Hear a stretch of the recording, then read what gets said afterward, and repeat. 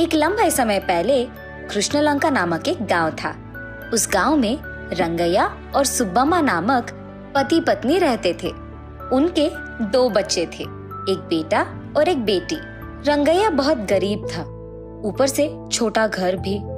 जो भी वो घर लाता था वो उनके बच्चों की पढ़ाई और घर को चलाने में ही चले जाता था। रंगैया एक मछुआ था, ऊपर से उसकी कोई अपनी नाव नहीं थी। वो नाव भी किराए पे लेता था। वो हर रोज उसके गांव में मौजूद नदी के पास मछलियां पकड़ने जाता था।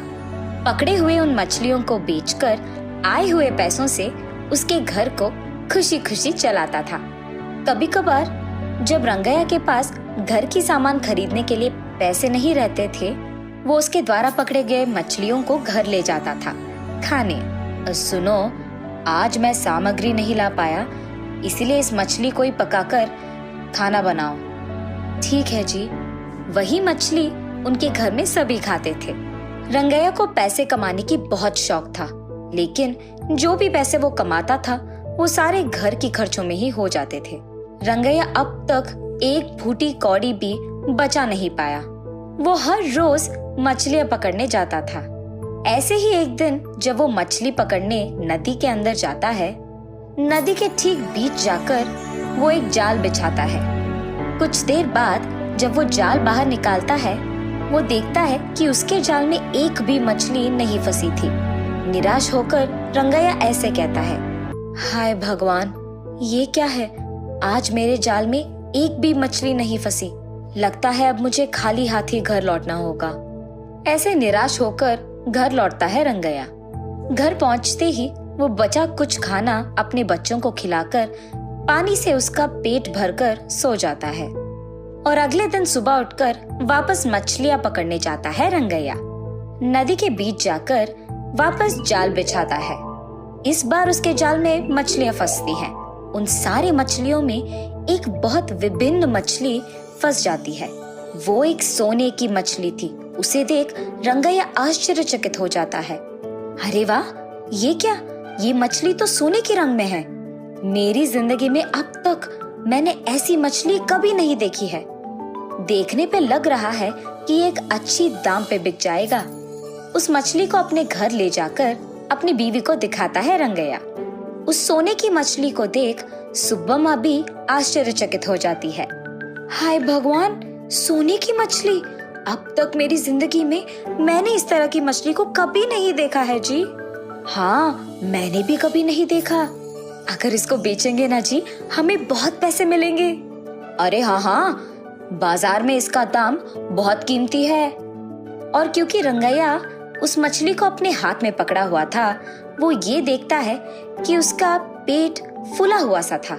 छूने पर रंगैया को पता चलता है कि वो मछली गर्भिणी है और उसकी बीवी से वो ऐसे कहता है, अरे ये तो गर्भिणी है। हाँ क्या जी? उस गर्भिणी मछली को देख रंगैया फैसला करता है कि उसे अभी बेचना ठीक नहीं है, क्योंकि ये गर्भिणी है। कुछ दिन अगर हम रुके तो इसके बच्चे पैदा होंगे, तब तक इसे हम पाल लेंगे। ऐसे रंगैया सुब्बम्मा से कहता है और वो मान जाती है। रंगैया उसके घर में एक जगह पे मिट्टी में खोदकर उसमें पानी डालकर इस मछली को वहां छोड़ता है और उस मछली के लिए आहार भी लगाता है। उसके बाद वो अपना काम करता है। कुछ दिन बाद वो मछली आखिरकार बच्चों को पैदा कर ही देती है। वो एक मछली करीबन 25 सोने की मछलियों को जन्म देती है। इतने सारे सोने की मछलियों को देख रंगैया बहुत खुश होता है।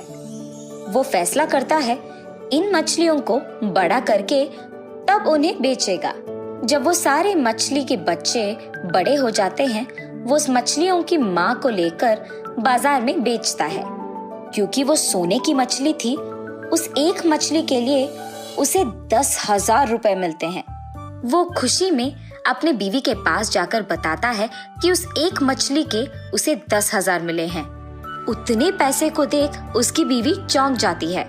आए हुए उस बड़ी रकम में कुछ पैसों से रंगैया अपने लिए खुद का एक नाव बनवाता है।